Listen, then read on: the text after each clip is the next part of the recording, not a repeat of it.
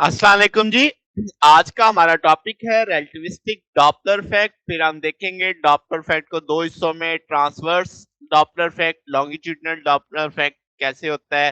तो सारा आज के टॉपिक में हम देखने वाले हैं। तो रेलेटिविस्टिक डॉपलर इफेक्ट क्या है? अब जो आपके पास फ्रीक्वेंसी में अपेरेंट चेंज आती है वेव की, इलेक्ट्रोमैग्नेटिक वेव की बात कर लें, किस वजह से, जो कि रिलेटिव मोशन होती है बिटवीन सोर्स और ऑब्जर्वर, यानी वो सोर्स जिसमें से लाइट या इलेक्ट्रोमैग्नेटिक वेव अमिट हो रही है और वो जो उसे रिसीव कर रहा है ऑब्जर्वर, उनकी आपस की रिलेटिव मोशन की वजह से हमें लगता है फ्रीक्वेंसी में बदलाव आया है। यही चीज कहलाती है रेलेटिविस्टिक डॉपलर इफेक्ट। अब छोटी क्लासेस में हमने डॉपलर इफेक्ट साउंड के लिए पढ़ा था। अब हम जानते हैं उसमें सोर्स मूव करे, ऑब्जर्वर मूव करे, तो आपके पास वो डिपेंड करता था मीडियम पे, क्योंकि वहां पे एयर थी। तो वहां पे डिस्टिंक्शन थी कि सोर्स की मोशन की वजह से क्या होगा, ऑब्जर्वर की मोशन की वजह से क्या होगा। मगर ऐसी डिस्टिंक्शन हम लाइट या इलेक्ट्रोमैग्नेटिक वेव्स के लिए नहीं कर सकते वैक्यूम के अंदर। तो आपके पास, क्योंकि कॉन्सिक्वेंस है कि आपके पास स्पीड ऑफ लाइट तो कांस्टेंट रहती है। अच्छा, तो क्लासिकल जो आपका एक्सप्रेशन है डॉपलर इफेक्ट का, इसका मतलब वो लाइट के लिए तो हम इस्तेमाल नहीं कर सकते। तो एक वाजिया फर्क अब आपको समझ आ गया क्यों हम वो फार्मूले यहाँ पे इस्तेमाल नहीं कर सकते। आगे चलते हैं। लेट्स से हमारे पास मोनोक्रोमेटिक सोर्स है जिसका ओरिजिन हम कह देते हैं फ्रेम एस प्राइम में है, जो मिट करता है plane wave X Y plane के अंदर, डायरेक्शन है उस थीटा प्राइम बना रहा है एक्स प्राइम एक्सिस के साथ। तो इसका मतलब ये सारी रीडिंग एस प्राइम के लिहाज से, हम उसे एस के लिहाज से भी देखेंगे। तो रिलेटिविटी प्रिंसिपल के अकॉर्डिंग जो प्लेन वेव होगी इनर्शियल फ्रेम में, उसका फेज फैक्टर ई की power iota omega T minus K R आ जाएगा। टी यहाँ पे क्या है, time, omega frequency, R position vector, K wave number, C speed of light. तो अब आपके पास इसकी जो इक्वेशन ऑफ वेव आएगी जो एस प्राइम फ्रेम के अंदर होगी, साई प्राइम बराबर आ जाएगा A prime cos omega prime T prime minus K X prime minus K Y prime और एक्स प्राइम। अब के एक्स प्राइम को हम लिख सकते हैं के प्राइम कॉस थीटा प्राइम, यानी एक्स कंपोनेंट, वाई कंपोनेंट आ जाएगा के प्राइम साइन थीटा प्राइम, और सादा के किसके बराबर लिखा जा सकता है, 2 पाई बाय लैम्डा प्राइम, यानी वेव नंबर की वैल्यू। अब ये सारी वैल्यूज अगर मैं यहाँ पे डाल दूं इस इक्वेशन में, तो ये इक्वेशन इस रूप में लिखी जा सकती है। यानी सादा लफ्जों में कहूं तो के एक्स की वैल्यू लगी, के वाई की वैल्यू लगी। अब ये सारा जैसे मैंने कहा एस प्राइम फ्रेम के लिए है, और अगर आप एस फ्रेम में जाते हो तो यही इक्वेशन इस रूप में लिखी जा सकती है। तो अब आपने जब वही चीज मैयर की एस के लिहाज से, तो ये ऐसे आ जाएगी।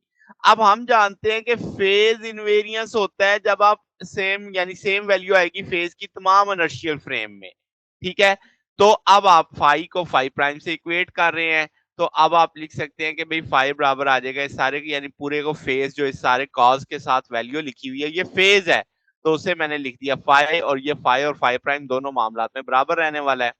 अब अगर आप टी प्राइम की वैल्यू जानते हो ट्रांसफॉर्मेशन के अकॉर्डिंग, तो gamma T minus V X over C square X prime की वैल्यू, वो दोनों वैल्यूज मैंने हाईलाइट कर दी रेड कलर में। ओमेगा प्राइम अंदर तरफ खा जाएगा, के प्राइम अंदर तरफ खा जाएगा। अब मैंने वो चीजें भी उसी कलर में लिखी रहने दी ताकि डिस्टिंक्शन रहे। अब आपने क्या किया कि जैसे मैंने मैजेंडा कलर हाईलाइट कर दिया कि इसमें से ये वैल्यूज कॉमन ले लेंगे, इसमें से ब्लू कलर वाले से ये कॉमन ले, जैसे इसमें से गैमा कॉमन लिया, इसमें से गैमा कॉमन लिया, बाकी फैक्टर वैसे लिख दिया है। अब ये टू को कंपेयर करते हैं थ्री से, यानी ये जो इक्वेशन टू बनी थी एस फ्रेम में और ये जो अब एस प्राइम फ्रेम में थी, इसको कंपेयर करें, तो आपके पास ये वैल्यू आ जाएगी कि जनाब ओमेगा बराबर है किसके। अब आप देखो यहाँ पे टी है, तो टी के साथ ओमेगा है, तो ओमेगा सारा इस मैजेंडा कलर में इसकी जगह ले रहा है, तो वो मैंने हाईलाइट कर दिया। इसी तरीके से यहाँ पे देखा जाए तो आपके पास ये सारी चीज एक्स के साथ आ रही है, एक्स के साथ क्या आ रहा था, के, तो वो सारी चीज हमने वैल्यू के कॉस थीटा के अकॉर्डिंग कर दी। इसी तरीके से आप के साइन थीटा थर्ड वन को भी कंपैरिजन में डाल सकते हो। तो ये जो दो फर्स्ट इक्वेशन है ये रेलेटिविस्टिक डॉपलर फैक्ट है, ये वाली और ये वाली, जिसे मैंने ए और बी का नाम दिया है। अब इक्वेशन ए को हम ट्रांसफॉर्म कर लेते हैं अपनी उस शक्ल में जिससे समझना आसान होगा। वो मैंने मैजेंडा कलर में हाईलाइट किया, के प्राइम हम जानते हैं ओमेगा प्राइम बाई सी होगा, वो वैल्यू डाल दी, ओमेगा प्राइम इधर भी ओमेगा प्राइम कॉमन ले लिया, v बाई सी को हम बीटा मानते हैं तो वो बीटा की वैल्यू लगी जिसे हम इक्वेशन डी कह देते हैं। अगर आप इसकी इनवर्स ट्रांसफॉर्मेशन करते हैं तो ओमेगा प्राइम आ जाएगा 1 माइनस बीटा के साथ आ जाएगा और ओमेगा आ जाएगा।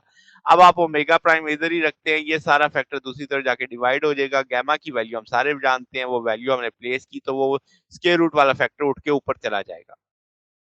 तो अब आपके पास क्या है, फ्रीक्वेंसी है 2 पाई न्यू लिखा जा सकता है, 2 पाई न्यू प्राइम लिखा जाएगा, 2 पाई से कट जाएगा तो न्यू बराबर आ जाएगा।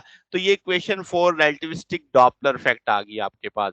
अब यहाँ से दो हिस्से आएंगे, लॉन्गिट्यूडनल और ट्रांसवर्स। जब आप लॉन्गिट्यूडनल लेंगे तो थीटा 0 आ जाएगा, जिसमें वेलोसिटी ऑफ सोर्स कंसाइड यानी उसी डायरेक्शन में होगा वेलोसिटी ऑफ लाइट की डायरेक्शन में। तो आप देखो cos 0 लग गया, नीचे cos 0 1 होता है तो 1 माइनस बीटा आ जाएगा, इसको एडजस्ट करके लिखा जा सकता है। तो 1 माइनस बीटा स्केयर को 1 प्लस बीटा 1 माइनस बीटा लिखा जाएगा, वो कट के तो इस तरीके से आ जाएगा। तो यहाँ से पता चलेगा कि v बड़ा होगा v प्राइम से, क्योंकि ऑब्जर्व फ्रीक्वेंसी एमिटेड फ्रीक्वेंसी से ज्यादा होगी। फिर थीटा 180 कर देंगे तो 180 माइनस होता है, नेगेटिव नेगेटिव पॉजिटिव हो जाएगा, इस तरह वो फैक्टर कट जाएगा। अब नेगेटिव ऊपर चला जाएगा, पॉजिटिव नीचे आ जाएगा। तो इसका मतलब अब जो ऑब्जर्व फ्रीक्वेंसी है वो लेस होगी किससे, एमिटेड फ्रीक्वेंसी से। यहाँ से बड़ी आसानी से समझा जा सकता है।